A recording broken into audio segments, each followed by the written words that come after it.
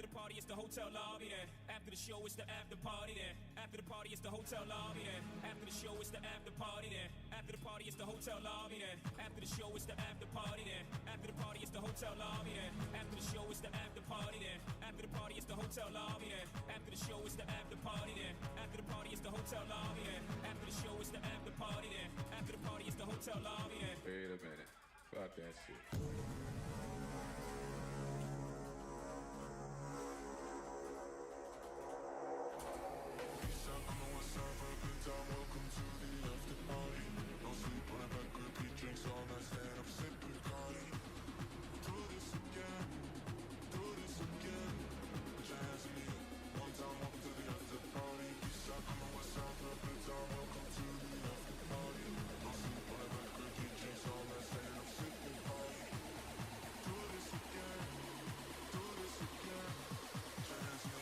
One time, welcome to the after party.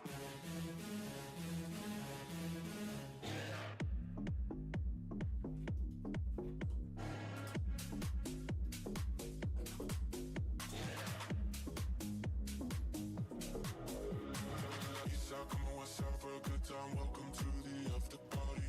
No sleep on the back, repeat drinks all night, stand up, sipping Bacardi. We'll do this again. We'll do this again. Put your hands in the air. One time, welcome to the after party. Eastside, coming west side for a good time. Welcome to the after party. No sleep on the back, repeat drinks all night, stand up, sipping Bacardi. Do this again, do this again. Put your hands in the air. One time, welcome to the after party.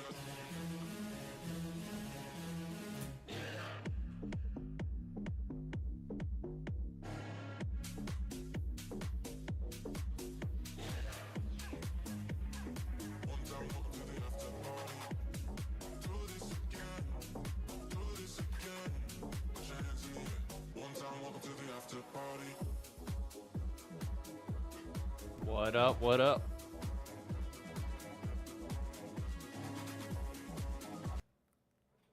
There we go. Let me turn this on. I need to adjust this. I need to get everything fucking set up at one time because I was never enough time for a 7 o'clock podcast right after. You may want to push it to the side too. What? Yeah, I was just telling you, your Oh, hair yeah. looks like you've been walking in the wind, bro. I've been walking in the rain I and like the wind. curls. Oh, it's raining up there? Yeah, and you can tell the spots kind of coming in there. Tragic. Oh, you're but good. I didn't know if you push it to the side or something. Typically, yeah, but like the rain and the wind is so bad right now that it's Yeah, like, there's nothing you can do then. Yep. And sweat, probably. A little bit. It's not, so humid. Not all that much. I mean, I don't sweat all that much. Oh, whatever okay. reason. Without Botox, which I started watching The Real Housewives of Salt Lake City because a coworker wanted me to start fucking watching it. I did not know that Botox prevents you from sweating. Oh, like in an unhealthy way? I have no clue. They were just getting like Botox injections in their armpits to prevent sweating. I know. I was like, what the fuck? That doesn't sound good for you, but No, there's no way it's good for you at all. Guess it's fine. It's definitely not fine, but they have so much fucking money that they don't care. Yeah, that's so interesting. Let me swap these out real quick. Dude, my Sam got You're on hives. live, by the way. Just so Yeah, you're good. Okay. Just making sure. I was just saying, Sam got like this rash, right, or hives or whatever, and she's in Nebraska. Yep. And our health insurance, the way the military does it, it's split down the middle of the country, and she's on the west side of America. So they were like, "Well, we're not sure if she can even go anywhere to get checked out or anything." Oh, really? They were gonna exclude her from coverage? They were trying to decide what to do, and I was like, "Okay, Sam, just go to the hospital. Jesus. Use my stuff, and then if they pay for it, they pay for it. If they don't, they don't." But it just was one of those moments where I sat there and was laughing like the best medicine in the world. That's all they do. They go, "We have the best. It's gonna save your life. It's so good." And then I was like, "Hey kid, we get like cream for a disease, and they went, "Have you tried Wegovy or anything else to lose weight?" And I was like, "No, she has a rash." They're like, "Yeah, but have you tried a weight loss drug?" No, have you tried injections for weight loss? And I was like, "No, she needs help with a She needs rash." actual medical assistance. Yeah. Did people? And they're just sitting there like, yeah, that's cool, but what about just injecting yourself with whatever we put in here? No. Oh god. And to be very clear before people take me as anything, I'm full vaccine, I'm full everything else. I just like the conversation around fucking Oh yeah. the conversation around fucking the amount of injections around like facial rhinoplasty and like everything else there, especially on like Love Island right now, because there was a girl that's like 21 came in the villa looking like fucking Jigsaw. And it was bad. And everybody's just sitting there like, how are you 21 and look like you're 40? Like, what is when have we gone? When do we acknowledge that we've gone too far? Like, ugh. Anyways, folks, Paul's not here. I'll do the introduction while he's not here. Welcome, everybody. I forgot I put it on the USB mic. You're not my walk-in mic. Welcome, everybody, to the Crossover Podcast Special Edition for MSI. Why are we doing it today? Well, Paul messaged me if we could.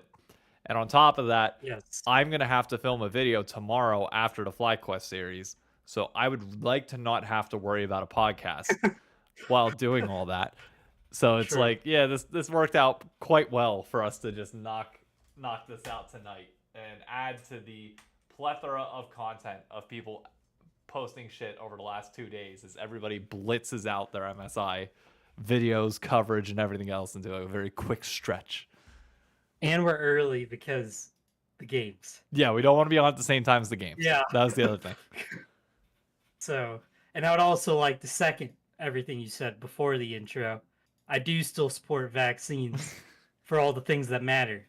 I was more meaning, like I don't inject myself for weight loss or for Botox currently because I don't need it. Unless you have migraines, then do your thing. Which my mom does. My mom actually gets Botox for a stupid amount of migraines that she normally gets. Yeah. Which obviously. Oh, and yeah, Khan reminded me last night because I told him last night, yeah, I'm gonna be driving to Iowa Wednesday, so gotta lock in for a long drive there. And he goes, "Have you told Dave? Like, is the podcast still happening? Is it after the games?" And I went, "Good point." And I was like, "That's a good point." Yeah, that works. I was like, "Oops." You know what else we apparently support? Crypto. We'll get to MSI here in a minute. I got a fucking. I mean, you already know. I got a fucking bone to pick with all this shit. Not even. I'm never gonna badmouth crypto because it did good things for me in my life. I ain't gonna badmouth crypto either. I'm just gonna badmouth the article that was written, and I went back and forth with Arsh and Sheep on Twitter. For those that need the context, G2 apparently reported a positive financial or positive net income in 2024 because they made $16 million off of a crypto sale. And I don't care what Arsh fucking says. I read that article. You can add as many caveats as you want. When you end that article saying that despite all this, G2, in the face of everybody else having everybody else struggling to make a consistent esports financial ecosystem and structure and setup, G2 seems to be doing the best, or like seems to be doing better than everybody else. I'm like, no, the fuck they aren't. Like, if the graph that LEC or that the fucking Sheep shared is true, their operating loss got worse if you factor out the crypto sale. They lost more money this year than they did last year. They're in a worse position. And I don't care how much you fucking disclose that fucking crypto sale. When you're putting the financial statements year over year and you're not caveating that, that's some bullshit. Yep. And if I hear the word fucking turnover instead of revenue one more goddamn time, I'm going to blow my brains out. I swear to God. Well, okay. Uh-oh. In game. In game. Yeah, we're about to be pulled off early, but I when I was reading it, I was like, okay, instantly this is gonna piss people off. I just know how the scene feels about crypto. But I was sitting there thinking, well, it did put the roof over my head, so I'm not gonna badmouth crypto. But fake money, it is fake money. I will always say that. It's fake money that somehow cashes in the bank account. I don't get how it works, and I never will. And I don't care. But it is. It's like the one thing that when I was reading that and listening to people talk about it, I was like, okay, so essentially they got lucky once, if we're being real. Like, it doesn't matter who you have in charge of running something that big. Like, that kind of gain they made is so hard to replicate. Oh, Like, especially doing it in Solana, which for people who don't know, like Solana, they got incredibly lucky because Solana was FTX's like main holding. So FTX, like outside of their coin, FTX had their own coin, right, which died. But Solana and Luna were like their two big things they held. Both of them kind of Luna died, like completely died after FTX got, and Luna got for their own problems. Solana held on because they're backed by other like big players, and so they were held on. But it was like very close to Solana dropped incredibly far down, and I don't know if they have announced their entries or if they DCA'd or what they actually did to make that money or how they approach it. But the fact that they like actually got money from it is pretty lucky, and to get as much as they did is beyond lucky. And I don't know how you replicate that in the stock market or crypto, like to the degree they did is the problem. yeah. Without putting way more capital up. And it's very clear from this graph, they don't have the capital it would take to do this safely. They can only do this as a gamble every single time. Yep. Like, it's not safe what they're doing. And Sheep later clarified, which I think is important because they didn't disclose the amount on this. They said that the revenue from this was because of a marketing or partnership deal. So apparently they had some sort of partnership that gave them this crypto, and the money they made off this crypto was 16 million. What's not disclosed, and is a very important part of this, is how much of that were they given initially versus how much did they sell it for?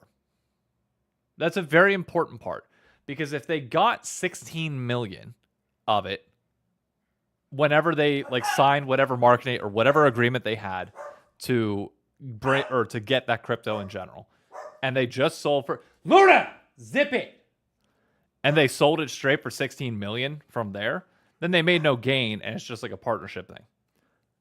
But most times when you say you made it off of crypto, that means that the values went up in some way, shape, or form. Like you got a certain amount. Say you got Bitcoin at say 700, making up number. I'm not sure what Bitcoin is worth. Say you have a stock or whatever it is at 700, and you sell it for 1,000. Okay, 700 of that is operational income, because that's the amount of money that was promised to you for delivering a good or service, and that was your payment form of it. 700 is that. 300 of that is complete financial gain, like financial transaction investment gain that's taxed at a different rate, taxed at capital gains rates, and is not treated the same as like your day-to-day business income. So you can't count that as like beneficial, like even more so than the one-off. Like already crypto gains are a one-off as is. Mm-hmm. But on top of that, you like these gains themselves beyond the basic or the fair value whenever they got it is even further removed from that. So it's like cool that they disclosed this, but like the headline should have been G2 bailed out in 2024 by crypto gain. That should have been the fucking headline. Because that I don't get how you can look at that graph, see that their operating loss expanded. Yep. And then sit here and be like, yeah, great. Like there's a massive red flag going on behind that. Massive red flag that nobody's fucking talking about now because of this crypto thing. It's like you didn't tell the story as you should. And you could call it if we're being honest, you could call it like a weird and kind of lucky crypto gain that is like in your bailout, you could say it's weird because it's very quiet how they're talking about how it worked. They're really just saying we made this much money from it and more or less bragging that it went well. Yeah. But it seems like, okay, this worked out, but this isn't really a thing that you could replicate. This isn't something that you could do a ton. Solana is like a very niche thing that has had very large up and downs. I mean, when I tell you there was a good chance people thought I could die and then it somehow came back, like I'll tell you the numbers here. Cuz for people who don't know, I love like crypto stuff. I follow it a lot. I think it's interesting. But it's it got to like 237 in 2021. By 2023 it drops down to $19 and it gets back to 230 in 2025. But it's not like, and now it's sitting at 140. Like that's how large the swing of Solana is, and that's why I say it's a very risky holding. Like Bitcoin is probably the only one of all the cryptos that is the least risky, and it's still like very risky. But crypto is very volatile, so putting your esports like backbone or financial backbone of a team into crypto holdings doesn't seem like it's going to be something they do often unless they keep being given it for free. And I highly doubt they're going to keep getting $16 million worth for free all the time. No, there's no way. Like, And the thing that I hate about this, and the reason why this whole situation kind of annoys me, is clearly, and R said it in his reply to me. He said, "I'm an economist. I'm not a financial or like a finance FP&A person." Fine. The whole point of revealing these financial statements is trend analysis. That's the whole fucking point. Like, because one data point is irrelevant without other data points around it to contextualize. And it's the reason why, like, I'm sure you've listened to Disney's investor calls and other companies' investor calls. The main question that people have on those calls is like, okay, financial performance, what drove that? Want to get to the base of it, congrats. What does that mean for the next few quarters? What does that mean for the next few years? All right. And that question was not asked, and that bugs the shit out of me. Because a lot of the financial reporting around this esports space is like dealing with financial information that's like 2 years old at this point. Because I don't know how the fuck sheep are getting this information. And I appreciate that they put it out there, to be very clear. I just want to make that abundantly clear from the jump. I'd rather have the information that they're giving us than nothing at all. But we are being spoon-fed information that they are getting from somewhere, because there's only a few publicly traded companies like MCOY, the Toronto Ultra, like they're public with Overactive Media, and a few others that are public. G2's not, Fnatic's not. So they're being given these financial statements from somebody who's trying to paint a narrative for them. And I don't think they have anybody internally that is enough of a financial expert to properly like hone in on the important parts of this shit. And it's just aggravating for me to read at points, because it's like, guys, I get it's esports. I get like we operate in the like this kind of like weird gray area where like, you know, I for some reason have to explain GAAP and IFRS and like how revenue is recognized and all this shit to the sources that are reporting. There is zero world where LEC Wulu, who owns Sheep Esports, should be replying to me in a tweet saying, "I didn't write this article. I don't know." You have ownership of everything that fucking hits your state, of everything that hits your site. You do. And you should, and there is no reason why you should ever be putting that statement out there without having like information that you can back the people that are behind you. And really that, just if they want to protect the author, that's all I think. But the worst part is like, this is a thing in media in general, okay? Like mainstream companies, not as much, but like for the longest time, whenever media was kind of like coming up, financial articles get swept under the fucking rug all the goddamn time. Because a lot of the people that write your financial articles, or at least used to, didn't have a background in finance. They were like given the numbers and they'd like put them out there, but they didn't know how to like interpret it. And the smaller publications afterwards would say shit like that, but the general public just doesn't care as much. When in reality, especially with esports right now, it is so fucking important to accurately interpret these numbers and see what they mean and see where these companies are going if you're a fan that wants to see your team around for a while. Because nothing about what G2's doing right now gives me any solidarity that they're going to do anything other than continue to lose money. Yep. Yeah, no, it's very true. Like if you can't figure out how to make money in general, but then you post, hey, we finally figured out how to not have a loss, and we did it by selling a bunch of stocks. I mean, really, whatever you could do, you could add any version of stock, crypto, or gambling, anything you would want to chuck in there. We didn't make any money any normal way, but we threw it all on black and it worked out, and this is how we did it. And then, like, being like, so great year from us. See you all next year. It's like, I don't know if that's how that works, bud. I mean, That's congrats. not really great. You got 15 million more in cash now. Like, that's... Yeah, it worked for FedEx. That's what the famous FedEx story is. They were running out of money, and their CEO went and bet it all on black, made a bunch of money, and saved the company.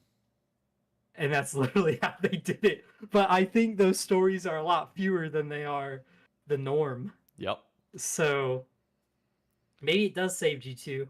I mean, it probably isn't going to help the league team tonight, if we're being honest. But No. it's always interesting when Sheep posts some of these, because this is like, I get you gotta post that info, I guess, now, but it's so hard to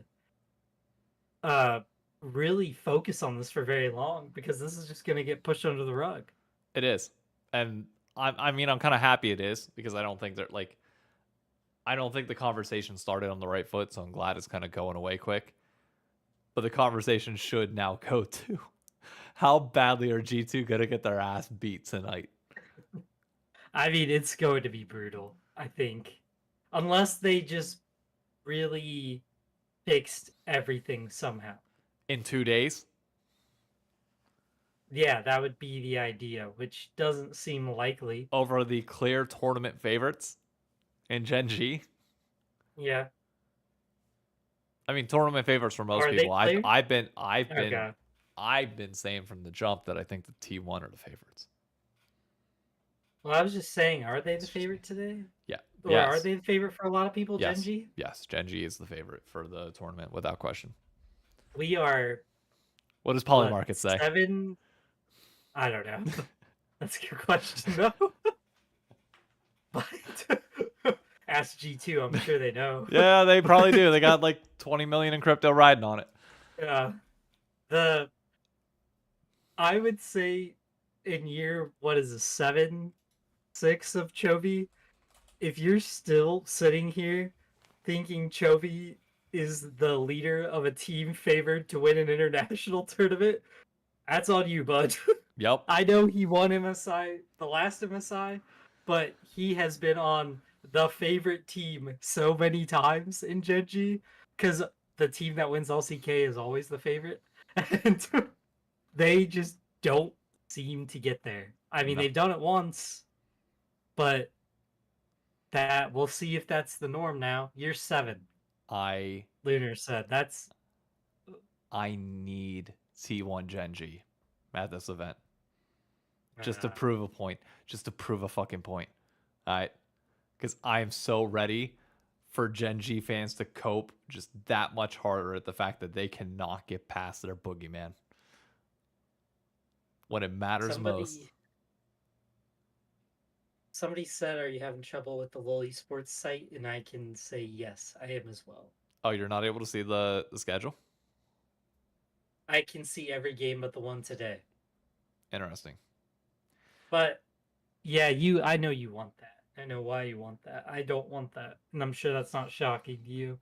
Yeah. I'd like to see something weird. I mean, just I want one other like Korean team in the final. Same. I wouldn't mind if it's an unconventional route that we get to a T1 Gen G final. Like say I don't know, G2 pulls off the miracle upset now, and then T1 goes through winner's bracket, and like that's how we get it, then I'm fine. Like I don't mind that. If it's winners bracket T1 Gen G, grand finals rematch T1 Gen G. That's a little bit boring. Yeah. I mean, let's be real. I thought a lot more people would have anyone's Legends as the tournament favorite just because of the topic. Belief. Like, that man apparently is the midseason GOAT. I mean, if they win this, he is. Plain and simple. I don't think they do. I think the LCK looks strong. And maybe it's just because I was watching the LCK versus the LPL. But I also have faith that FlyQuest can not win their series against anyone's Legend, but can beat BLG. True. Oh, quick disclosure, since I saw it in chat with Healy. People were asking, before anybody asked about the T1 and Disney tweet that their shop put out, I have sent some emails internally at work to see what I'm allowed to talk about, what I'm not. Given that, obviously, most people know I work for Disney.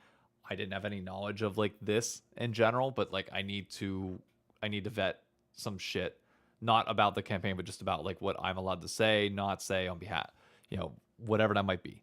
So I'm not going to talk about that in any capacity online, barring what I just said here, until I can get clearance for what I'm allowed to say versus not. So just wanted to nip that in the butt. You won't see any TikToks from me, any YouTube, like anything on it until I find out how I can move forward with it. The intersection of corporate and esports, which I never fucking thought I would ever have to deal with. For context, for those that don't know, I had to send an email back in 2022 for the Red Bull event and personal sponsorships on my channel to make sure that everything was clear with Disney. And like one of the big things that was in there is like, as long as there's no direct competition between everybody, all is good and you're fine. Be wary of our social media guidelines, this and that. And I was like, yeah, that's fine. There's no intersection at all between Disney and League of Legends esports. I'm fine. 3 years later, here we are. Yep. Time to circle back on that email. Let's talk again. Yep. So, anyways, got that out of the way. Back to FlyQuest. FlyQuest and anyone's Legend, and then afterwards, how do you think? Okay, your pick'ems. Where do you have FlyQuest going? I didn't do a pick'ems. You should do it here. But share your screen. I can put it on screen now. I'll let you go through your pick'ems. Oh my gosh, I'd have to log in. Yeah, you gotta log in. You gotta do your pick'ems. Come on. Password. This is a common occurrence for me. Team Liquid is partially owned by people that have equity stake in Disney, which is different. I don't need that light anymore. It's bright enough.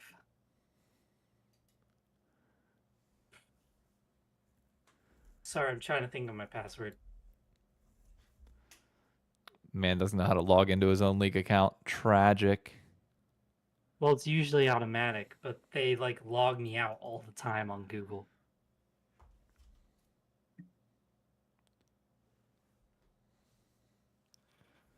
And Riot is like, the Riot Games account thing is so silly. I actually don't mind it, believe it or not. Username, you may need to update, right? Thanks. Oh, that was helpful. Have you tried password in all lowercase? Yeah.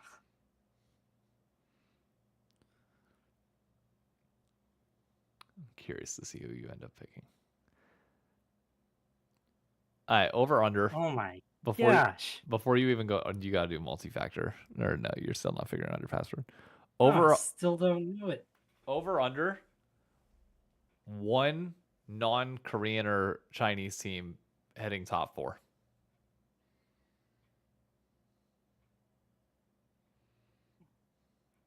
Over under 1? 1. Hitting top 4? Over what? Or we'll go 0.5. We'll set it at 0.5. That way you can answer 1. Oh my goodness. You're not able to log into the your bot account. verification. If your username Oh, this is why AI is coming for our jobs, folks. Paul can't even get a password bot figured out. We're in trouble. Dude, they're making this take way too much. Are they in my spam? No, they just didn't send it. Did you have to reset your shit with the Bro, folks? Just remember, okay, when you go to your job, okay, you clock in those 8 long hours. Okay, you drive home, you see your family, whether it's your parents, your wife, your pets. All right, you go out, you buy that cheeseburger.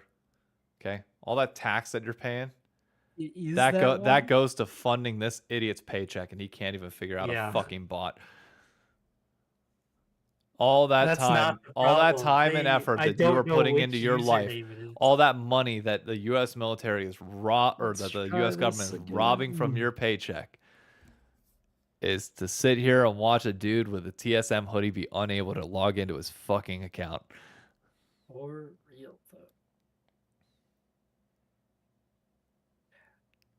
Wearing the hoodie of an org that couldn't figure out the crypto shit, while another one in similar colors did. Enter a new password. Confirm the password. Great. All boxes are checked. Guess what I can't do? Move on with the new password. Tragic. Definitely me. It's definitely me. Everything is green. Just let me continue. I don't think that's possible. I'm enjoying how long this is taking them. Really quick, Oh my gosh. some other headlines that I can throw out there while people are doing this. And Paul doesn't really have a say in this one. Call of Duty Champs from this past weekend was fucking great for those that took the time to watch it. It shouldn't have been in Kitchener, Canada. What do you do? It didn't let me hit stay signed in. This is going to be a problem in a week or two.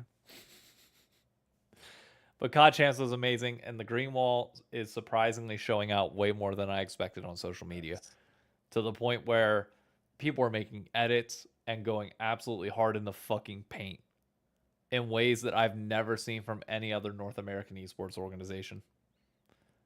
And I mean Dude, this has to be built by... never mind. You can just keep talking. I shouldn't say anything. yeah. Are you kidding me? Are you joking? I log in. It takes me to the website, LeagueOfLegends.com. I go, okay, that's not where I want to be. I go to LoL Esports, and it has me logged out. And then I log in, and it says, you have entered your password too many times. Your account is being frozen? And then I do it that time, and it logs me in. Oh my god. This place sucks. At least I'm in. It's the battle's over. Okay, that took way longer than it outlasted them. fucking should have. Way, way longer. I mean, to be honest, they're just better, I guess. Sometimes Riot is too good at what they do. And this is one of those times. All right, share your screen. I then, wish I Buckwheat. was that good. Which one? They're both showing the same tab. I'm gonna go with that one. Is that the right one? That would be the one. Okay. I don't know what all this is. Tiers and rewards.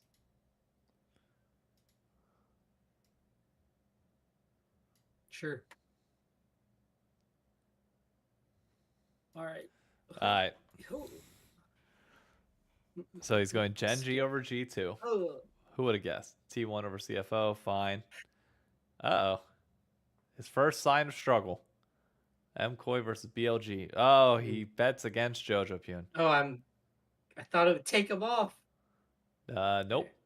There you go. I don't know, actually, because I think MCoy isn't that bad. I agree.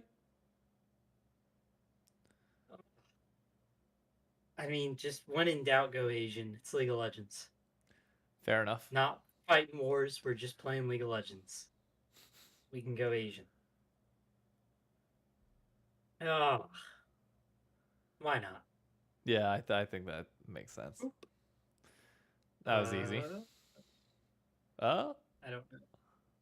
I don't know down there. I'm going back up all here. right. Like So it's he's putting it off until later. Got it. All right. Now comes the tough one. All right. East versus East. China versus Korea. China versus Korea. Ooh, he's going with Gen G favorites. Okay. Oh, he went boring. Oh, he went Gen G over T1. Okay. All right. Let's see who he's got making the losers bracket run, though. That's the question. Does he have faith in Jojo Pune on his home soil to get the job done? Sure. Oh, he does. Now the moment of truth. All right. Now the moment that I every wish fan. these two were flipped. Genuinely. Like, wish these two were flipped. Why? Because I would feel more comfortable going fly. Because I'm just worried, even with Bin playing bad, Blippo can sometimes get beat so bad, it makes it hard to take fly there. What makes you think anyone's legend is going to do any better than BLG again? Or what makes you think that they'll do better against AL? Because they played him before? No, I just think fly would be like, I don't know Flandre can do what Bin can do when he has a lead. Not wrong. Like if Bin scales up, right, Yep. during this, I'd be more afraid of Bin than anyone really outside of like what Faker and Chovy. Like Bin has been a world breaker lately There are 4 other when he players on the gets team, going. I know. I really don't. I mean, do you really want to pick Knight over Quad? though. Look, I don't. your call. That one feels easy because EU sucks. What is a kilometer? Boop boop. No faith in T1. No, I just like the vibes. I liked the vibe. There's no analysis going into any of this. It's all decision making. I mean, the worst part is this is going to be like 85% correct. Likely. Yeah. Who does he Yeah. pick as his champion?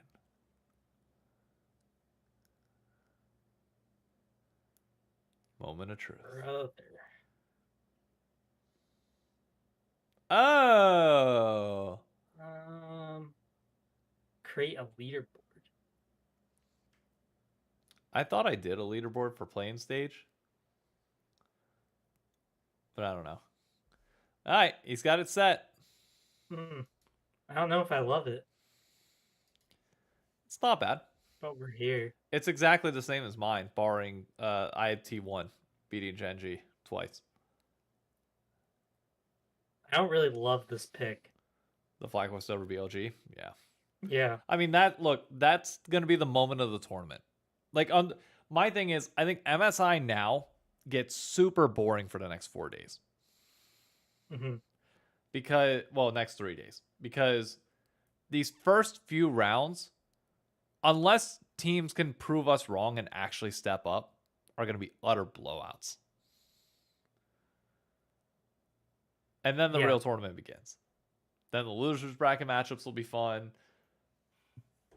And then we get like 2 more iffy games between like AL, MKOI, and Fly BLG unless somebody actually levels up. But if the power rankings of the general regions are as we are expecting them to be, the unfortunate reality is there's just going to be that little stretch where it's not all that much.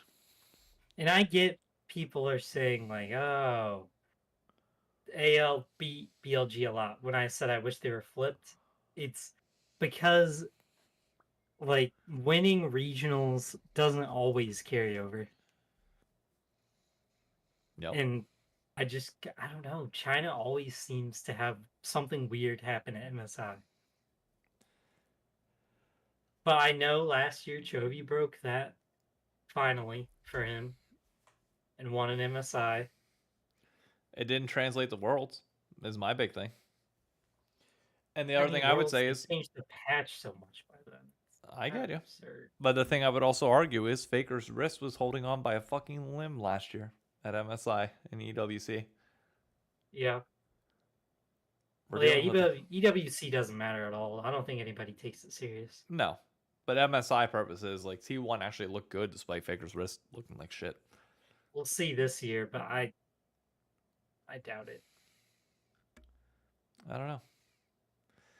If EWC matters.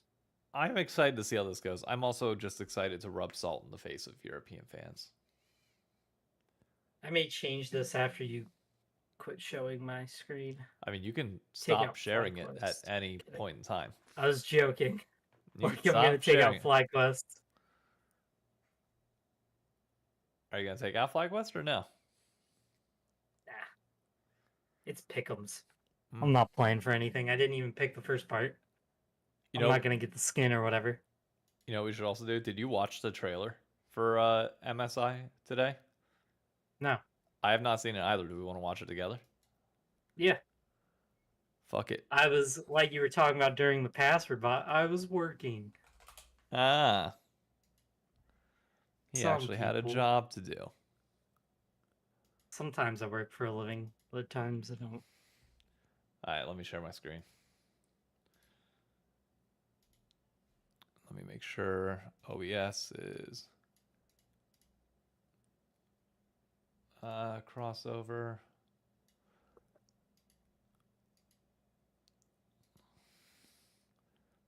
Make sure.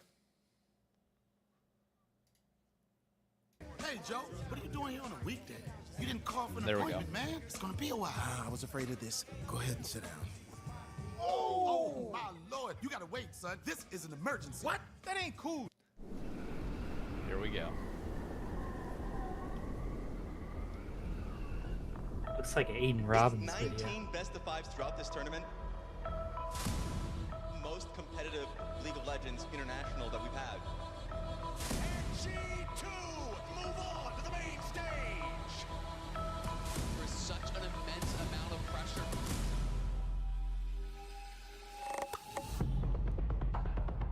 Internationals are always Dope special. transition. We compete for these nerves. We compete for this feeling. There's a fate connecting us, and we have to answer.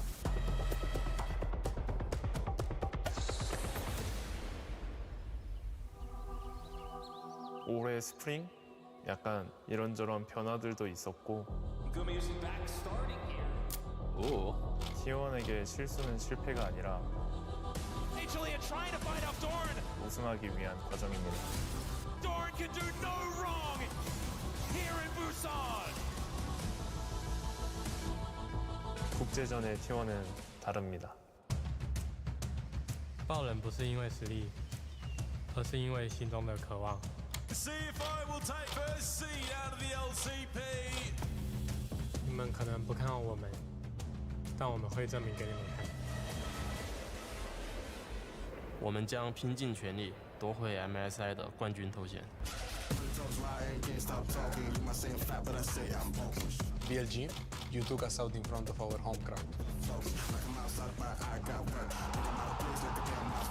I'll show you the beast that you created. I think this MSI is gonna be completely different. Maybe I need There are to not change gonna the be pickles. any free wins. What? Anyone can bleed. The and we're the quotes ones are that will changing prove the it. vibes. 作为一个选手，很多时候我没有被认为最强。 That's in Mandarin, right? Not Chinese or not Korean? 我会在这里站到最后。我们用实力赢得站在这个舞台的机会。现在我们会在这个舞台扬名立万，每个人都能成为传奇。 That I'm happy with my champion. 2년 만에 다시 That's a good 메시지를 quote. 하는데 That's was a good quote. Good for the vibes.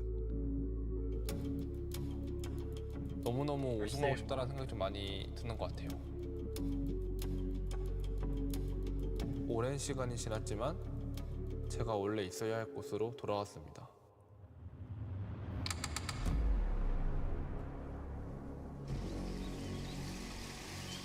과거는 과거일 뿐이고 중요한 건 앞에 펼쳐진 길입니다. 26 to 3. T1 were just so damn good today. T1의 경기가 시작됐다는 것을 보여드리겠습니다. Those vibes though. 我们是来证明我们自己的 They 实 don't 力 win 的， MSI. 信不信由 They 你。 never do. You either step aside or get burned.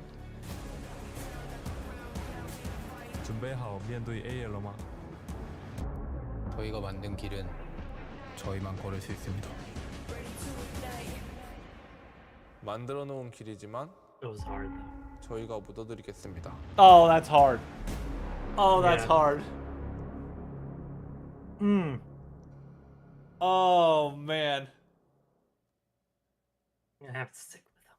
I have to stick with them. I'm pretty sure somebody pointed out that was Tarzan speaking in Mandarin, Okay. despite him being Korean. But he Yeah. he said it because he's He's playing been for a there Chinese. forever. Yeah, I know, but like, still, it's got to be a bit of a punch to I the did find gut. it No, funny. He said, "No, as a player, nobody's ever considered me the strongest." He's been considered such a good jungler forever, bro. yeah, that's a little. Also, why It's kind of funny. why do we not but I have get you fucking have to have that Jojo Pune mentality. talking? Did they not at the beginning?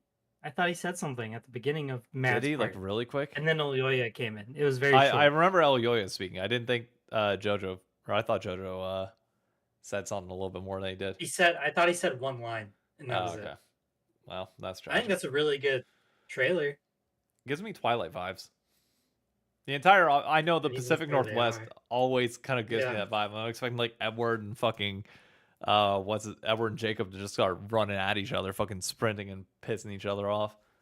I mean, they did the baseline what Hollywood does to the Pacific Northwest, which isn't a bad thing. Yeah. But you go up there and then pull out all contrast and then lower the brightness a touch and then boom, post it. And everyone goes, man, that's exactly how it feels without ever going there.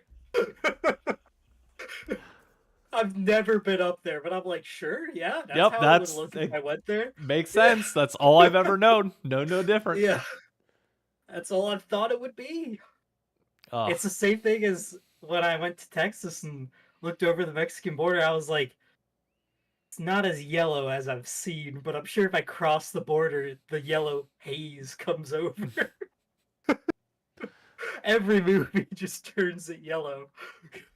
Oh god. Ugh. Do you think we get any Yeah. surprises though this tournament? I think that's the big question. Is like, if we don't see a single Western team stand up, like Well, depends, I guess, on your definition of surprise. take a series. If you're the West, you Yeah, have are to you try and talking take a about, like, series.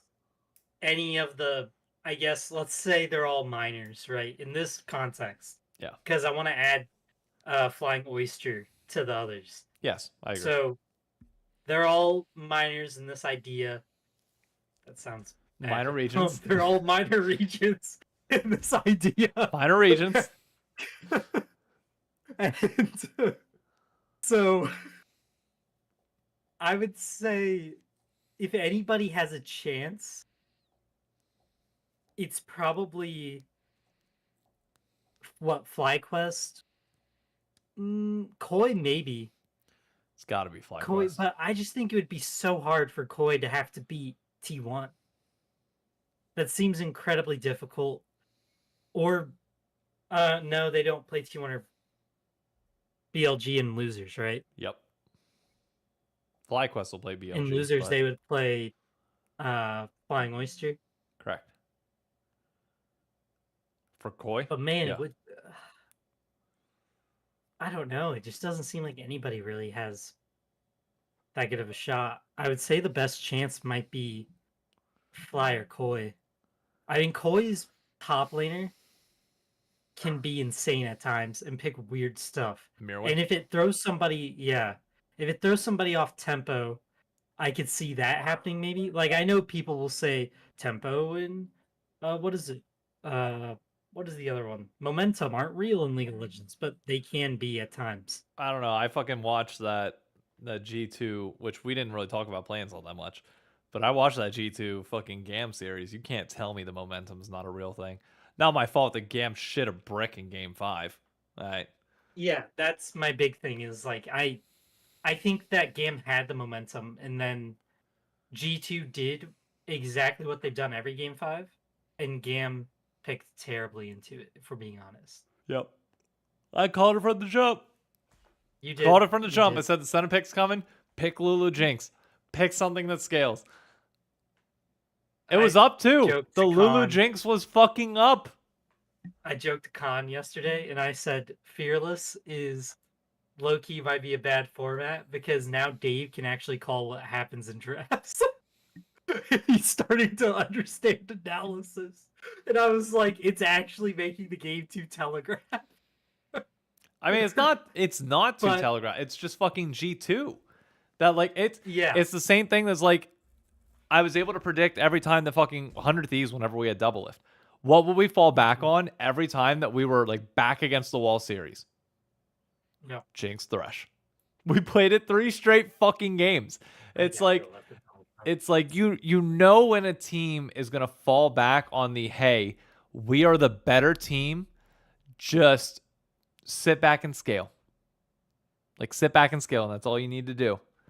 And I hate it. I hate it. And I don't mind if you're gonna go balls to the wall, but you gotta play like it. And there's like somebody pointed out, I was like, oh, Gam need to play aggressive in that game 5. They're like, oh, did we not see the 3 people on Gam flash for a kill on Caps in mid lane? I said, there's a difference between stupid and aggro. And they were playing like 5 guys that were collectively shitting their pants all at the same time. Yep. I think at the end of that series, it was clear that like they just fell apart. Yep. But it also, I'm not gonna lie, it was probably the first series this year that I watched, and I was like, maybe I'm not as in love with Fearless as I thought I was, because it felt like the play quality did drop a lot. I mean, in that game 5. I think that's going to happen though with the minor regions or like the worst teams because they do lack that depth. Yeah, whereas I'm obviously it's not a perfect thought for me because there's a lot of tournament left to play, and I haven't hated it in NA that much. I just never want to go back to seeing repeat matchups ever again. I'm sorry, I don't. I don't care if it's like this choreographed dance of like trading picks. At the same time, you look back to prior years, there was some creativity in draft, but for the most part, it was just like trading picks, maybe like taking one small thing and changing it about the draft for the most part. But like, I don't know, I never enjoyed that like cadence over and over again. I like this cadence of, okay, you have these kind of set styles of ideas of where games can go, but teams just need to continue, as always, to reach outside of their comfort zone just a little bit and try shit out. Like, for example, FlyQuest, Game 5 of LTA Finals. You can't tell me that wasn't a fun draft. That we would not have gotten otherwise. Yeah. The Kazakhs You're and the right. Elise. Like, it is on the teams to push it. If you want it, like, regardless of whether there's Fearless or not Fearless, teams have always had fucking problems innovating outside their own bubble.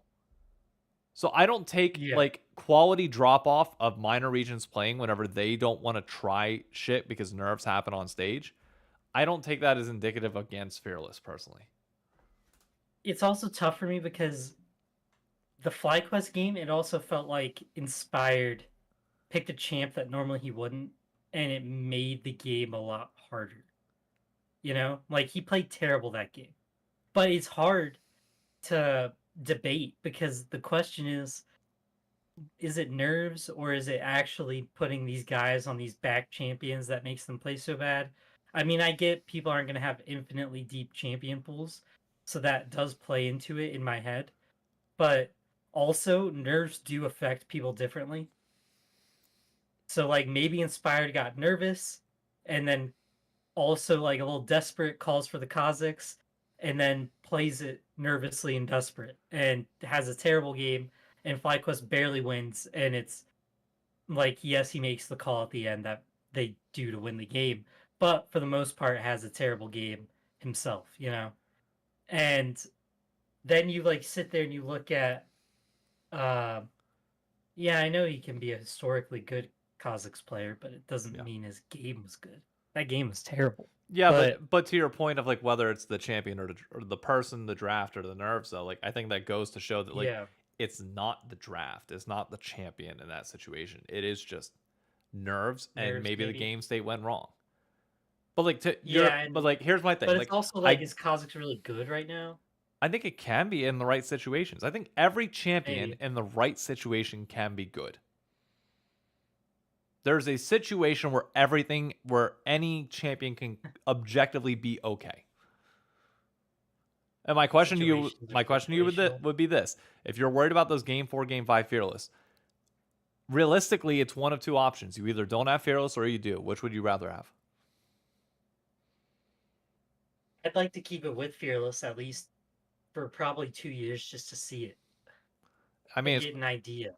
It's only going to get worse with no fear if we go back though, because it's not like we're having less champions. No, yeah, I mean, I would like one more year of fearless just to see it again. And then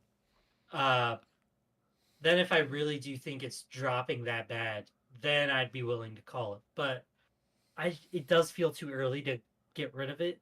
It's more so I'm noticing these things as well in best of 5s. I think the reason the whole year it felt fine was because best of 3s, everybody who's a pro player should have 3 champs.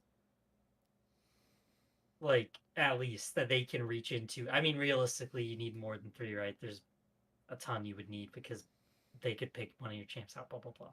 But everybody should be able to pick champions in a best of 3 and still be good if you're a good pro player. Yeah.